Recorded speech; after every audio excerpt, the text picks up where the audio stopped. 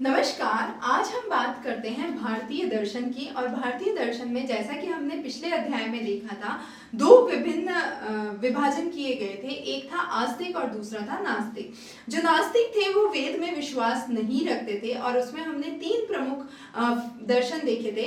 एक था बौद्ध दर्शन, चरावक दर्शन, जैन दर्शन और एक और जो माइनर दर्शन जिसको आजीविका दर्शन कहा गया है, जो कि मुख्यतः घूमते हुए साधुओं के द्वारा दर्शाया गया है। महाकाली घोषला जो थे वो इसके मुख्य प्रणेता थे। जो चरावक थे वो पुनर्जन्म में विश्वास नहीं करते थे। वो आज के जितने भी सुख दुख हैं वो सिर्फ हमारे शरीर से निर्धारित है, उस पर विश्वास करते थे। और उनका मुख्य उद्देश्य क्या था कि जो भी हम समझ सकते हैं वो सिर्फ परसेप्शन के माध्यम से हो सकता है।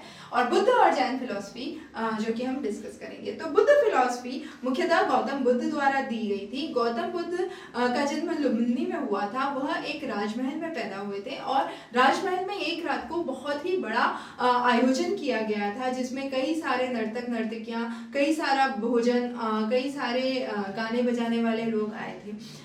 उन सबको देख के गौतम बुद्ध को कहीं एहसास हुआ कि यहाँ पर कोई चीज है, कोई सत्य है जो छुपा हुआ है।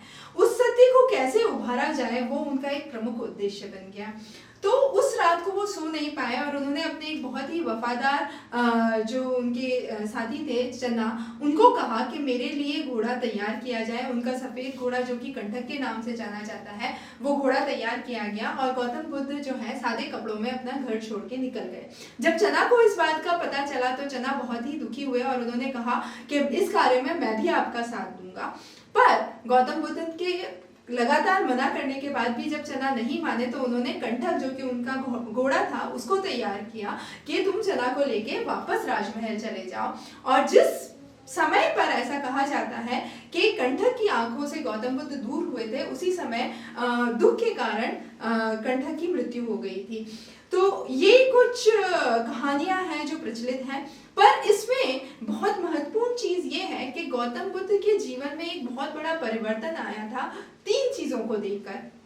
एक बीमार व्यक्ति को देखकर, दूसरा वृद्ध व्यक्ति को देखकर और तीसरा मृत व्यक्ति को देखकर। तो ये तीनों ही चीजों को जब उन्होंने देखा तो उन्होंने एहसास किया कि जीवन में सब दूर दुख है, लाइफ इज सफरिंग। और इस दुख से दूर होने के लिए हमें कुछ एक पाथ लेना होगा जिसको 8-fold पाथ कहा गया।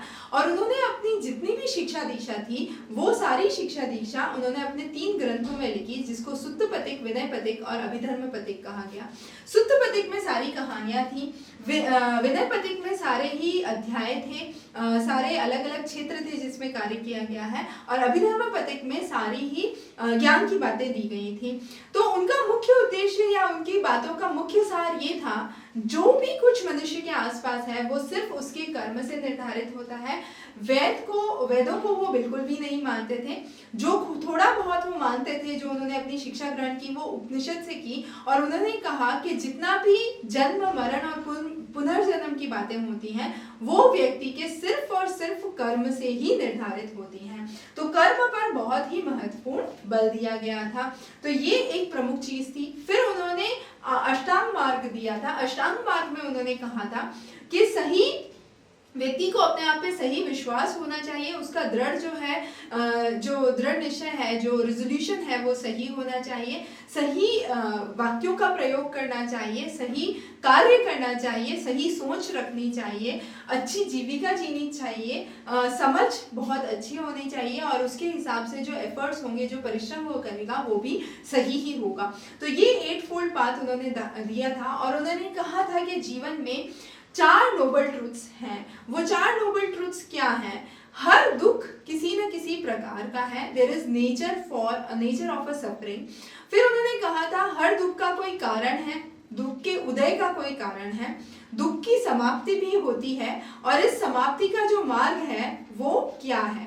तो ये 4 चीजें उन्होंने कहा था कि ये नोबल ट्रूथ्स हैं या ये सर्वव्यापी सत्य हैं जो हमें पता होने चाहिए कि दुख सर्वव्यापी है, दुख का कोई एक कारण है, दुख को खत्म करना और खत्म करने का मार्ग क्या है वो समझना जरूरी है।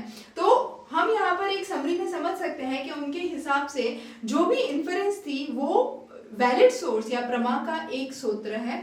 उसमें उन्होंने ये भी कहा था कि कर्म जो है वो सबसे महत्वपूर्ण है और कर्म के हिसाब से ही व्यक्ति का जीवन निर्माण होता है। तो ये कुछ प्रमुख बातें थी जो बौद्ध दर्शन में कही गई हैं। आगे हम जैन दर्शन और भी दर्शन के मुख्य अध्याय आपके लिए लेके आएंगे। आप जुड़े रहिए, बने रहिए। बहुत बहुत धन्यवाद।